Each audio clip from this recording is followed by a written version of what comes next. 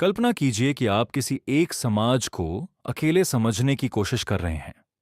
आप उसका वर्णन तो कर सकते हैं, लेकिन क्या आप उसे वास्तव में समझा सकते हैं?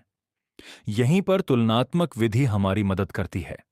यह समाजशास्त्र की सबसे पुरानी और शक्तिशाली विधियों में से एक है, जो हमें विभिन्न समाजों, संस्कृतियों और समूहों की तुलना करके सामाजिक घटनाओं को समझने में सहायता करती है।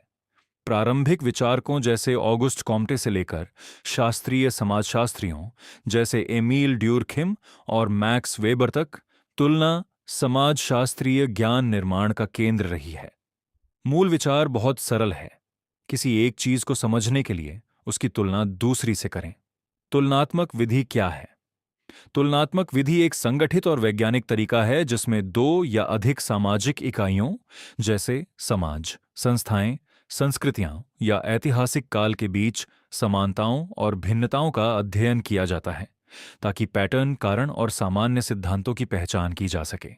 यह ऐसे प्रश्नों का उत्तर देने में मदद करती है। कुछ समाजों में आत्महत्या दर अधिक क्यों होती है? पूंजीवाद कुछ जगहों पर क्यों विकसित हुआ और अन्य जगहों पर क्यों नहीं? विभिन्न संस्कृतियों में परिवार संरचनाएं अलग क्यों होती हैं? इस प्रकार तुलना केवल वर्णन नहीं है, यह विरोध के माध्यम से व्याख्या, एक्सप्लेनेशन थ्रू कॉन्ट्रास्ट है। तुलनात्मक विधि के ऐतिहासिक आधार एक, प्रारंभिक प्रत्यक्षवाद, पॉजिटिविस्ट ट्रेडिशन।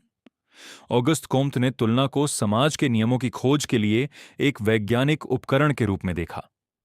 दो, विकासवादी विचारक, evolutionary thinkers, Herbert Spencer and Lewis Henry Morgan ने विभिन्न समाजों की तुलना करके सामाजिक विकास को समझाने की कोशिश की।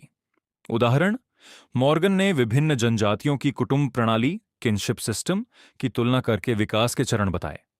सैवेजरी, बार्बरिज्म, सभ्यता। 3, शास्त्रीय समाजशास्त्री, क्लासिकल सोशियोलॉजिस्ट्स। डरकाइम की तुलनात्मक समाजशास्त्र। एमिल डरकाइम का मानना था कि समाजशास्त्र स्वयं तुलनात्मक समाजशास्त्र है। उदाहरण, उन्होंने विभिन्न यूरोपीय देशों में आत्महत्या दर की तुलना की और पाया कि सामाजिक एकीकरण और नियंत्रण आत्महत्या को प्रभावित करते हैं। मुख्य निष्कर्ष, आत्महत्या केवल व्यक्तिगत नहीं है, यह सामाजिक संरचनाओं से प्रभावित होती है। वेबर की तुलनात्मक ऐतिहासिक विधि। मैक्स वेबर ने विभिन्न सभ्यताओं की तुलना की। पश्चिमी यूरोप, चीन, भारत। अपनी पुस्तक the in Protestant ethic and the spirit of capitalism में उन्होंने प्रोटेस्टेंट और कैथोलिक समाजों की तुलना करके पूंजीवाद के उदय को समझाया। मुख्य तर्क, धार्मिक विचार आर्थिक व्यवहार को प्रभावित कर सकते हैं। तुलनात्मक विधि के प्रकार एक, क्रॉस समाज तुलना, क्रॉस सोसाइटल कंपैरिजन, एक ही समय में विभिन्न समाजों की तुलना। उदाहरण, भारतीय जाति व्यवस्था बनाम पश्चिमी वर्ग व्यवस्था, भारत में संयुक्त परिवार बनाम यूरोप में एकल परिवार। 2, ऐतिहासिक तुलना, हिस्टोरिकल कंपैरिजन, एक ही समाज को अलग अलग समय में तुलना करना।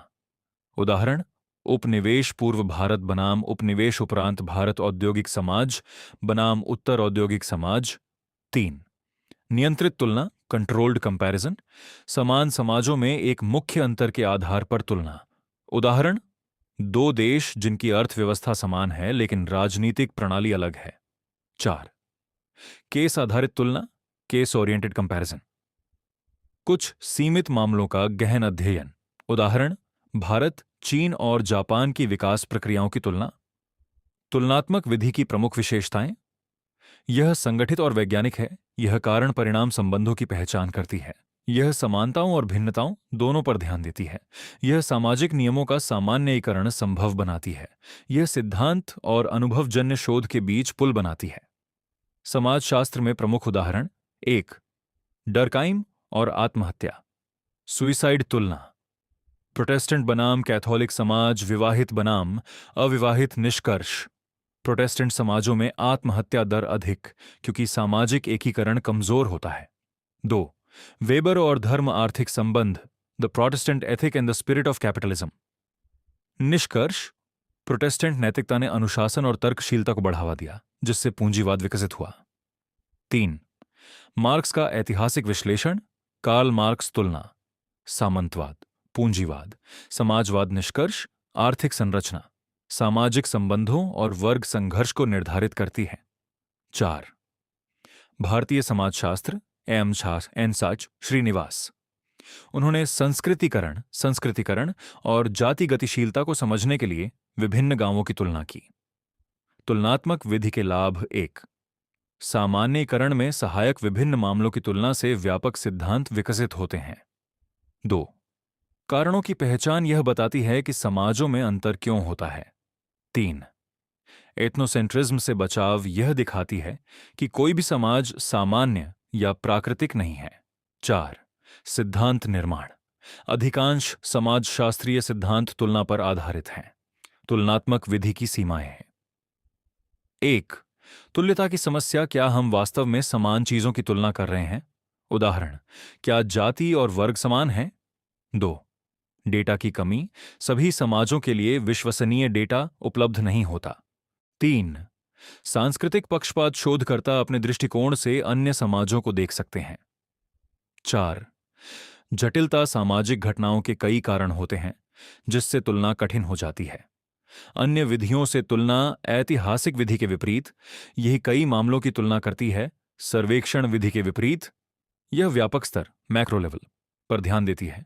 एथनोग्राफी के विपरीत यह कम गहराई लेकिन अधिक सामान्यीकरण प्रदान करती है। समकालीन महत्व। आज तुलनात्मक विधि का उपयोग इन क्षेत्रों में व्यापक रूप से होता है। वैश्वीकरण अध्ययन, विकास अध्ययन, राजनीतिक समाजशास्त्र, जेंडर अध्ययन। उदाहरण, यूरोप और एशिया के कल्याणकारी तंत्र वेलफेयर सिस्टम्स की तुलना करके असमानता को समझना। निष्कर्ष, समाजशास्त्र एक तुलनात्मक विज्ञान। तुलनात्मक विधि हमें सिखाती है समाज यादृच्छिक नहीं है।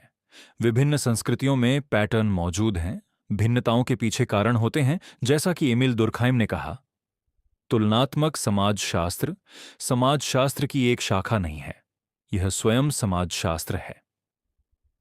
तुलना के माध्यम से हम बढ़ते हैं। वर्णन से व्याख्या, अवलोकन से सिद्धांत, भिन्नता से समझ। अंततः तुलनात्मक विधि हमें यह सिखाती है कि समाज को समझने के लिए हमें उसके बाहर भी देखना होगा। यदि आपको यह व्याख्यान उपयोगी लगा हो तो कृपया इस वीडियो को लाइक करें, सब्सक्राइब करें और शेयर करें। धन्यवाद।